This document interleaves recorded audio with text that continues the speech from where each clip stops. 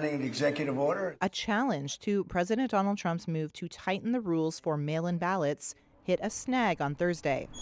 A U.S. judge declined to immediately block Trump's executive order on the matter, but left the door open for the Democratic Party to challenge it again after the administration takes further steps to have the rules implemented.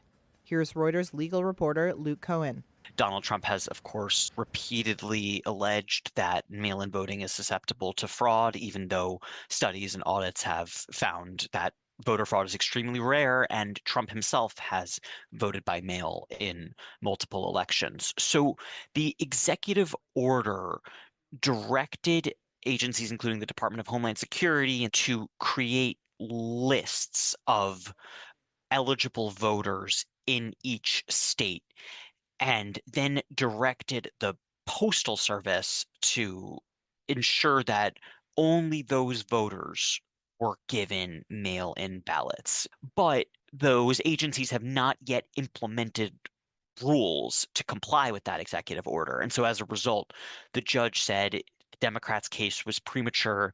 He did leave the door open to allowing the Democrats to file another challenge to the executive order after those rules were already in place. So essentially, nothing has changed for now in terms of how Americans vote.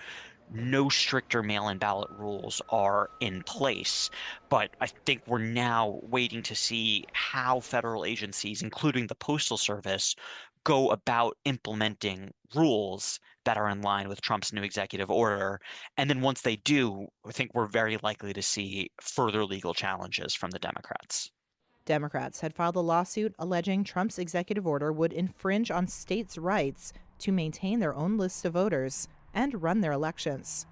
Democrats and voting rights advocates are worried that people who are lawfully registered to vote will be improperly kicked off the voter rolls this year. And that would be significant, as Trump's Republicans are locked in a tight battle with Democrats for control of both houses of Congress in the November midterm elections.